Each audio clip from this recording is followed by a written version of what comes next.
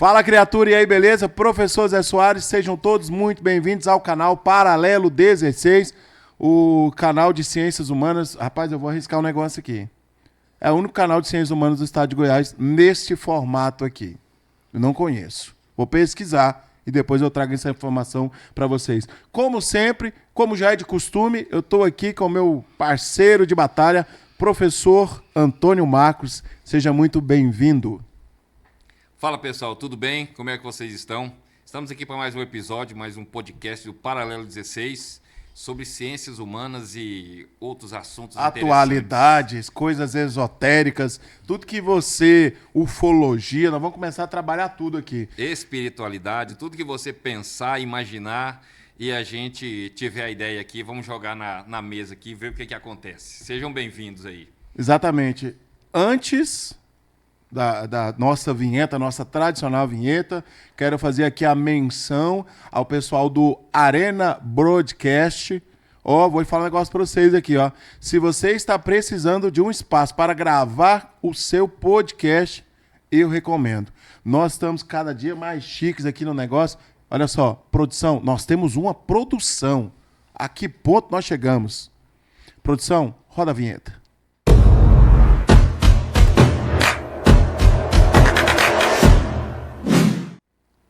E como o nosso canal é um canal de ciências humanas, nós vamos aqui trabalhar um assunto, vamos falar de um cara, de um cidadão específico, que ele foi responsável, um dos responsáveis, por mudar a conjuntura política, geopolítica do século XX. De quem que eu estou falando? Eu estou falando do Vladimir Ilyich Ulyanov, mais conhecido como Vladimir Lenin, que foi, se não a principal, mas um dos principais líderes da Revolução Russa. Acho que um dos grandes eventos do século XX. Professor Marcos, antes de nós entrarmos aqui na vida do Lenin, fala um pouquinho para a gente como era a situação da Rússia no período pré-revolução. Pois é, José. A Rússia, ela vivia praticamente, o modo de produção na Rússia, a economia russa era baseada praticamente no modo de produção feudal. Você tem a maior parte da população vivendo no campo, você tem uma aristocracia agrária, um governo absolutista, o governo czarista, né, nos moldes do absolutismo. Então você tem uma aristocracia agrária, detentora de uma grande quantidade de terras, e a maioria da população, lógico que a gente está falando, estamos falando de século XX, né? 1904, 1905, quando a crise econômica, a crise agrária, a crise de abastecimento já se abateu sobre a Rússia. Tá? Então ele tem uma série de crises aí, crise econômica, crise militar, crise social, o modo de produção, né, a economia russa, ela é baseada, a sua grande maioria, na produção agrária. Só para dar uma descontraída aqui, eu estou gravando um vídeo aqui, e aí os bastidores aqui do podcast, acabou aparecendo aqui o celular aqui. Pessoal, desculpa, a gente está acostumando ainda com essa parada aqui. Vai lá, professor, continua aí. Dessa vez passa. Esse aqui vai para os shorts do YouTube. Erros de gravação, né? Exatamente. Então, você tem aí a Rússia vivendo praticamente num modo feudal, certo? Lembrando que a gente fala de feudalismo não como um período histórico, certo? Mas um modo de produção. Você tem feudalismo na França, revolucionária ali, e até tem muita gente que faz uma comparação entre a Revolução Russa e a Revolução Francesa, as suas motivações, a configuração econômica, política e social dos dois países. Mas a questão da Rússia é que ela vive uma crise, certo? Isso vai se agravando cada vez mais, e o governo absolutista do czar Nicolau II, cada vez ele entra mais em descrédito, certo, Zé? Isso. É bom mesmo acontecer esses improvisos assim, senão fica um negócio muito engessado, daí tem que ser uma coisa mais leve, tranquila, porque a ideia aqui é passar informações, né? A maior quantidade de informações históricas, geográficas. Tem que começar a gravar um curso de atualidades aqui. Vou falar com o Alex aqui no Arena Broadcast para a gente fazer um curso de atualidades para bombar no Brasil inteiro. Tem muita novidade para vocês aí. Aguardem. Deixa eu falar um negócio para vocês aqui. A Rússia era tão atrasada, mas tão atrasada, que o mundo já tinha vivido a segunda revolução industrial e a indústria russa era bastante incipiente, uma indústria fraca, produzia praticamente nada. Então, cara, quer derrubar qualquer governo, crise econômica. Crise econômica gera crise política e a crise política gera crise social. E aí, meu filho? A crise social derruba governo. Vai resultar em fome, né? E a população aceita tudo, menos a fome. Quer derrubar qualquer governo. Calma aí, calma aí. Isso se não tiver interferência estrangeira. Mas você pode fazer uma análise aí de grandes mudanças políticas em países, você pode perceber que grandes governos, líderes tiranos e autoritários foram derrubados por essa questão. O povo suporta muita coisa, mas o povo com fome, com a barriga vazia, Marcão, vamos lá. Vamos pegar um pouquinho aqui da participação do Lenin na política russa. Ele ficou exilado, né? Ficou um período exilado. Por qual motivo? Ele, desde cedo, né? O Lenin é de uma família de aristocratas, né? E ele vai ficar exilado fora do país porque ele tinha na verdade, já tinha também uma resistência. Na verdade, ele não só a resistência, né? O irmão dele foi morto, foi executado pelo czar, por ter tramado a morte do czar, né? E isso daí já cria nele como é que a gente pode falar? Uma raiva, uma resistência ao governo czarista, né? Não sei se o YouTube vai nos cancelar aqui, falar ódio, pibibi, né? Não sei se bota um pi em cima dessa palavra, porque o YouTube tem uma série de restrições. Mas o cara foi alimentando esse sentimento de raiva, sim, né? Exatamente. Contra a liderança política do czar. E eu acredito ter aumentado bastante depois que o irmão dele faleceu, né? Que o irmão dele foi executado pelo czar, né? Então, assim, a gente nem imagina, né? A gente está falando de um governo absolutista, não imagina o que é o seu irmão, um membro da sua família, ser executado pelo Estado. Certo? Recebeu uma pena de morte pelo Estado. Você quer falar? Vou falar aqui que é por conta dessa liderança que o Lenin já exercia, né? A partir de 1900 ele vai para o exílio, como o professor Marcos colocou, Genebra, na Suíça, né? Ele ficou exilado também na Alemanha, grande parte do seu exílio foi na Alemanha, e em Londres. Né? Em Londres aconteceu uma reunião, né, do Partido Operário, um congresso, vamos dizer assim, do Partido Operário Social Democrata Russo, e a partir dessa reunião, o que nós observamos? O Lenin ele se destaca como um grande líder político. Não é isso, Marcão? Certo, ele vai ser um estudioso, né, das teses de Karl Marx, ele vai entender ao socialismo, e ele percebe que, para a Rússia, né, a Rússia que é chamada, inclusive o Zé falou aí agora há pouco, da questão econômica, das crises, etc., mas a Rússia ela é conhecida como um gigante dos pés de barro, ou seja, tem um grande território, uma grande extensão territorial, mas, no ponto de vista econômico e até militar, ela é enfraquecida. Tanto que em 1905, né, a Rússia foi derrotada pelo Japão, né? Uma guerra, né? Para vocês verem. Russo-japonesa. Para vocês verem aí como a Rússia politicamente a política interna e a política externa russa era muito fraca. Cara, o Japão alcançou um nível assim de desenvolvimento militar, uma coisa assim surreal, né? Então o Japão, onde que você imagina que a Rússia seria derrotada, a Rússia hoje, 2024, né?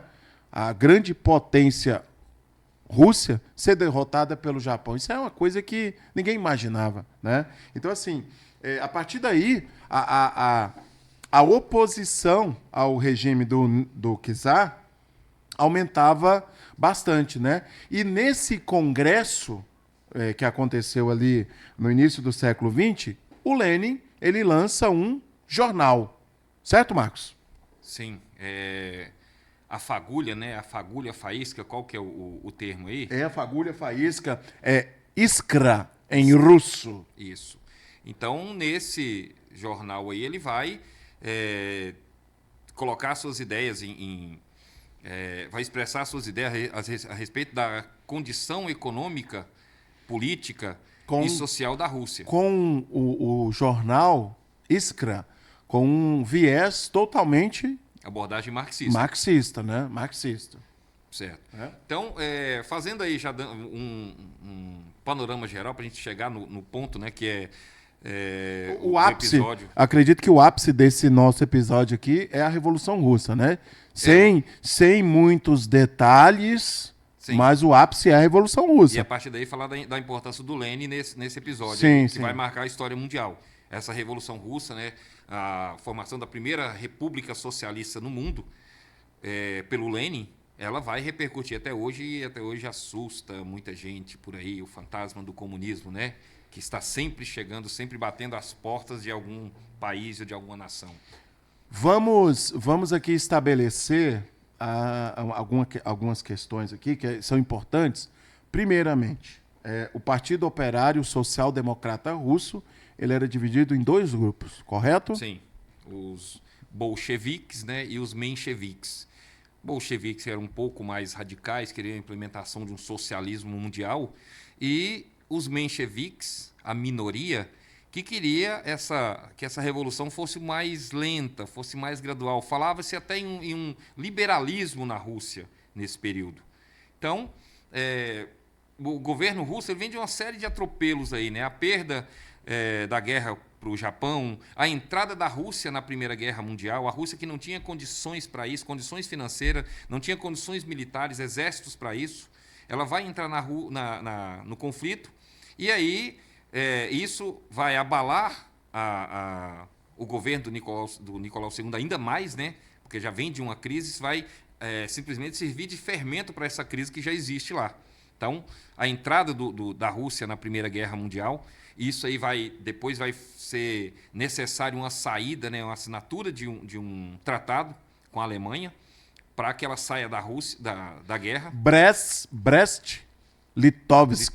Né, a saída o acordo, o tratado que definiu Brest. É um negócio, é um trava-língua, né? Brest-Litovsk. E aí você tem a derrubada do governo do Nicolau II, os mencheviques assumindo o poder em 1917, em março de 17, não é isso? Como desdobramento da Revolução de Fevereiro, né? A Revolução de Fevereiro. Beleza. Certo? E aí são os mencheviques que assumem. Enquanto isso, o Lenin ainda está fora da Rússia. E, ou seja, essa primeira parte da Revolução não tem a participação dele. Quando o Lenin retorna à Rússia, então, aí, a Revolução já está acontecendo. Aí foi um governo provisório. O governo dos mencheviques, né? Além da retirada da Rússia da Primeira Guerra, você tem aí também algumas questões, né? Processo de reforma agrária, ocorreu a estatização de bancos, de indústria, não é mesmo? Mas isso já quando o Lenin retorna. No governo provisório dos mencheviques isso não aconteceu. O que foi feito foi a manutenção da Rússia na guerra. E aí o Lenin retorna, e ele retorna à Rússia, inclusive, com aquelas teses, né? As teses de Abril. Qual que eram as propostas? Dentre elas aí, resumindo, paz, pão e terra. Ou seja, paz para o povo, pão para a população faminta e terra para eles trabalharem. E, lógico, né, primeira medida aí, a retirada da Rússia da guerra. E com isso o Lenin vai se fortalecendo, né, tendo mais destaque dentro desse contexto aí da Revolução. Deixa eu te falar uma coisa aqui, Marcos. Eu posso afirmar que já existia aí uma tentativa por parte do Lenin de uma internacionalização do modelo socialista de produção? Ou ainda é muito precoce para a gente abordar esse assunto? Não, exatamente isso, né? Os mencheviques não tinham essa intenção. né? Como eu falei, a revolução proposta pelos mencheviques era uma coisa mais lenta, gradual. Já o Lenin, não. Ele queria a internacionalização do socialismo, certo? A implementação desse socialismo em âmbito mundial. Certo? E também, claro, né, fortalecer a economia russa e estabilizar a economia. Tá? Então, com isso, o que ele vai fazer? Aí sim, Revolução de Outubro, o Lenin com os bolcheviques assumem o poder e as primeiras medidas aí, saída da Rússia da guerra, aí, como você já citou, estatização de bancos, né? De bancos e outras empresas. Isso. Ele vai abrir, inclusive, a reforma agrária, para que a população possa ter acesso à terra e assim trabalhar, produzir e fortalecer a economia interna. E vai liberalizar o comércio dentro da Rússia para que a população possa comercializar livremente e assim ter uma fonte de renda. Então você vê que ele chega com uma proposta totalmente diferente. Lembrando que a gente tem aí um dos grandes problemas da Rússia é justamente o que? A fome. Morria-se de fome na Rússia nesse período. Tá? Seja por problemas as baixas colheitas, né? As crises de abastecimento, o inverno severo. Então, tudo isso aí prejudica a produção de alimentos e, claro, baixa na produção de alimentos, crise de abastecimento, fome. E aí, fome, ninguém segura o povo, igual você falou agora há pouco. E depois da Revolução de Outubro, nós temos aí um período de muita turbulência interna, né? Começa uma guerra civil, a guerra civil, que vai de 18 até 22, não é isso? Os dois grupos se opondo, né? Os mencheviques e bolcheviques. Os bolcheviques, o exército branco, né? Formado pelos mencheviques, alguns czaristas, membros da igreja também, a igreja ortodoxa apoia o exército branco, e também algumas forças internacionais que já têm um medo, né? Um receio de que essa revolução socialista popular se espalhe em outras regiões do planeta. E do outro lado, o Exército Vermelho, os bolcheviques, que foi constituído por Trotsky, né? Leon Trotsky, que vai convocar essas forças, esses soldados, no meio dos sovietes. Então, a partir daí, nós temos uma guerra civil que se estende, como o Zé falou, de 18 a 22. E aí, só para a gente deixar bem claro aqui, fala para o pessoal o que era um soviete. Sovietes são os operários, né? Os operários russos, os trabalhadores russos, que inclusive o Lenin, nas suas teses lá, ele até tem uma frase, né, que fala, né, todo o poder aos sovietes. Certo? Então você tem aí a formação de um grupo que vai compor o Exército Vermelho, e esses são os sovietes, são os operários russos, os trabalhadores russos que vão apoiar o Lenin nessa chegada, nessa revolução russa, como aconteceu em outubro. E a partir do término dessa guerra, dá-se início aí ao processo de formação do bloco de países no leste europeu, que esteve de pé até 1991. Então, entre 1922 e 1991, esteve de pé a União das Repúblicas Socialistas Soviéticas, formadas inicialmente por Rússia, Ucrânia e, eu vou pegar aqui a minha cola aqui, que esse nome aqui é a Transcaucásia. A Transcaucásia, hoje, o território da Transcaucásia equivale a Azerbaijão, Armênia e Geórgia. Depois, em um contexto posterior, aconteceu a expansão territorial russa, mas aí é um cenário de Segunda Guerra, né? A partir do momento que o Exército Vermelho se desloca em direção a Berlim, então as terras do leste europeu, ocupadas pelos soviéticos durante a Segunda Guerra, passariam a fazer parte do seu território, e aí a União Soviética, com 15 repúblicas, se forma e dá origem aí a um outro contexto histórico, que é a Guerra Fria. Voltando aqui à questão do Lenin, né? O período que ele ficou no poder foi um período, né, assim, um período curto, né? Relativamente curto. Bastante curto, né, Marcos? Sim, ele assume em 22, né? E com a sua morte em 1924, aí vai assumir o Stalin. Então ele tem um curto período de tempo aí que ele permanece no poder.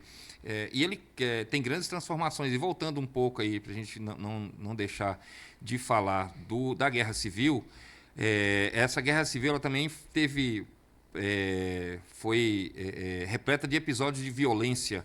O Lenin ele impõe o chamado comunismo de guerra, né? Onde tudo, a produção agrícola, ela é confiscada pelo Estado para alimentar o Exército Vermelho. Então você tem uma série de questões aí, porque não foi tudo às mil maravilhas. A Revolução Russa não ocorreu de uma forma tão simples e tão tranquila como muita gente pensa. Lembrando que a gente falando em historiografia, você tem várias visões do mesmo fato. Dependendo da abordagem, você vai ter uma versão diferente.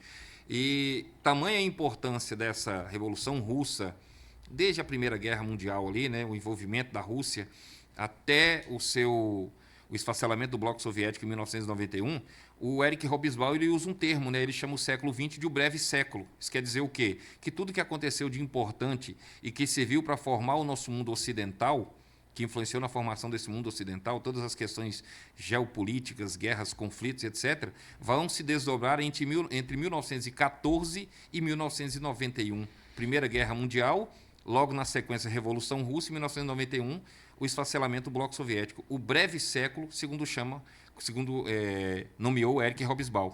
Tem uma frase interessante que eu peguei aqui agora, vou ler para vocês aqui, abre aspas, né? Frase do Lenin. Devemos lutar pela revolução social, lutar até o fim, até a vitória do proletariado.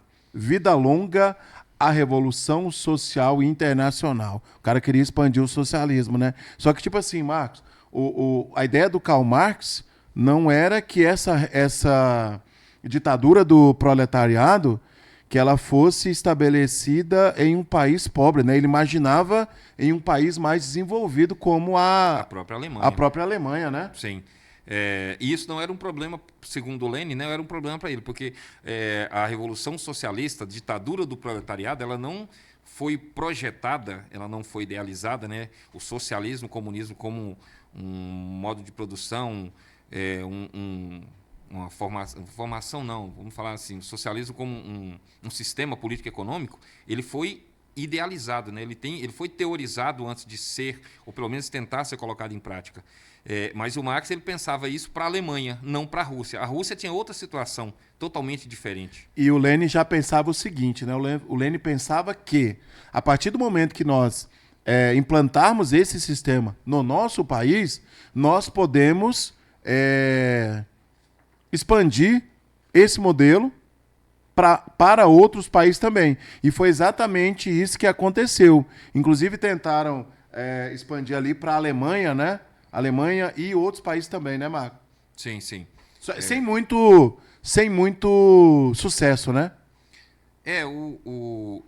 Como se fala, né? O socialismo na teoria, certo? Ele, claro, funciona, que é uma beleza. Mas aí, claro, você vai tentar implementar em outros países, em outras nações que têm outras formações políticas, culturais e econômicas, né? Aí, claro que requer adaptação. Nós temos vários países aí hoje, né? A exemplo da Coreia do Norte, que se dizem socialistas, mas o que nós temos lá, o que muita gente confunde falar que aquilo é socialismo, aquilo é uma ditadura. Tá? A China, por exemplo, e você pode falar muito bem disso daí, a China não é um país socialista, né? Não, é uma política de partido único, né? Onde você não tem a participação popular no processo eleitoral, correto? É importante a gente destacar também aqui, Marcos, que as práticas do governo... Porque quando se fala em Rússia, União Soviética, fala-se muito do autoritarismo do Stalin, né? Mas sim, antes do Stalin assumir o poder, já existia uma violência, já era empregada uma violência muito intensa contra os opositores, né, do regime. Sim, até porque o Lenin ele coloca em prática, ele construiu a base ali do que seria o que ele consolidou ali no governo dele, seria a base do governo do Stalin, né? Dessa ditadura. Nós temos lá um governo totalitário de extrema esquerda.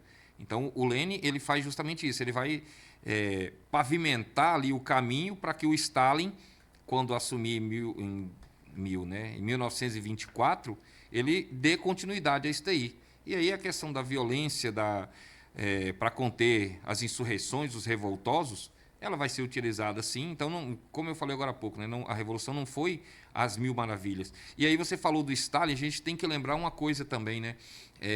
Apesar de que o Lenin ter esse destaque todo na Revolução Russa, inclusive na instalação desse governo socialista, a primeira república socialista, né, do mundo, ele é pouco lembrado na própria Rússia. O Stalin é mais lembrado, até porque, devido ao tempo de governo, né, ele governou de 24 a 53, né, ou seja, quase 30 anos o cara permaneceu no poder. Então, o Lenin é pouco lembrado, apesar de que na Rússia existem vários monumentos lá. O Lenin mesmo se tornou um monumento, não vivo, né, mas ele é um monumento.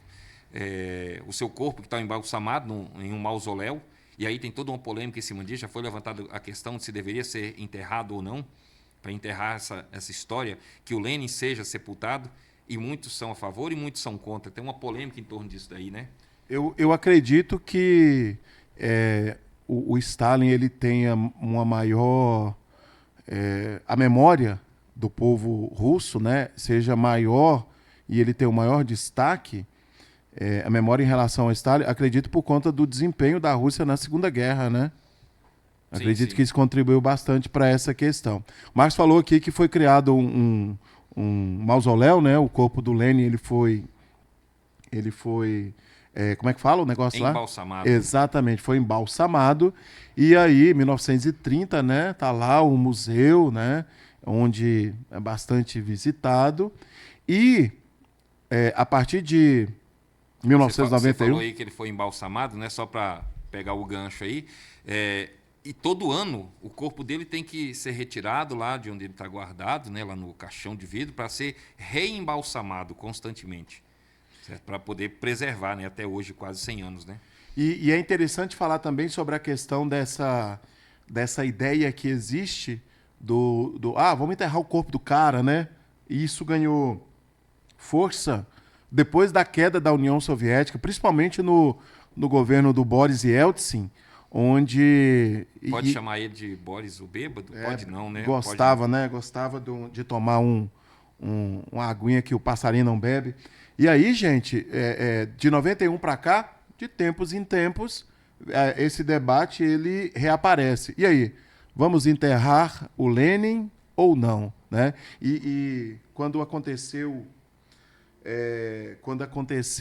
o centenário, né, da Revolução, em 2017, esse debate ele ficou em evidência novamente, só que ainda o corpo dele permanece, né, no mausoléu, no museu, está lá onde é bastante visitado, né? E, professor Marcos, já caminhando aqui para os finalmente, tem uma frase, pode fazer a sua fala aí, que eu vou encerrar o nosso episódio de hoje com essa frase. Você citou aí a respeito de enterrar ou não o corpo do Lenin, destruir o mausoléu, mas aí muitos acreditam que, se isso for feito, né, parte da história da Rússia ela vai ser enterrada com ele. Então ele fica lá como sendo o quê? Um memorial, né, um memorial vivo, né, entre aspas, né? Mas aí você tem... E a gente tem outro exemplo disso aí, né? Que passou na mesma situação, a Evita Peron, né? Evita Peron também teve o corpo embalsamado e ficava exposto, né? Eu não sei se ainda fica, né? Eu nem me atentei para essa questão aí. Tem uma treta também, já caminhando para o finalzinho aqui, tem uma treta também da questão... a galera não curte muito o Lenin, né, uma parte da sociedade russa, principalmente porque ele defendia a autonomia da Ucrânia, né? E aí depois a Ucrânia foi anexada, e aí nos anos 50, Nikita Khrushchev concedeu uma certa autonomia política para a Ucrânia, né? E por esse e outros motivos, né, a figura do Lenin é uma ausência que está sempre presente. Professor Marcos, obrigado pela participação em mais um episódio. Hoje demorou um pouquinho, hoje nós falamos um pouquinho. É isso aí, gente. Obrigado por vocês que tiveram essa paciência aí de nos dar essa audiência. Nos sigam nas redes sociais, a gente tem muita coisa bacana aí para trazer para vocês. Nos acompanhem. Foi um prazer e até a próxima.